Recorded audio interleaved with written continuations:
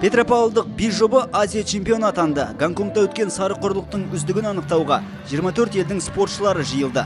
Бұл жолы жарысқа спорттық бал бидің шеберлері қатысты.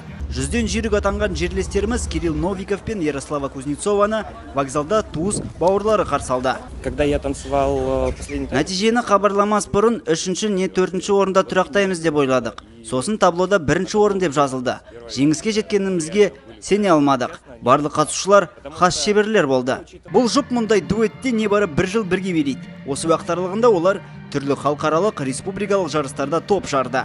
Азия чемпионатында 2 бағдарламада үздік танылды. Біздің жобымыз европалық билерді орындайды. Негізінен бұл бағдарлама 5 би түрінен тұрады. Азия чемпионатында біз Вен және баяу вальстан қатыстық, әрқайсысында алтын медальға қол жеткіздік. Жерлестеріміздің 2 медаліне қоса алматылық жұп тағы 4 алтын жүлдеге ие болды. Нәтижесінде Қазақстан құрамасы чемпион атанды.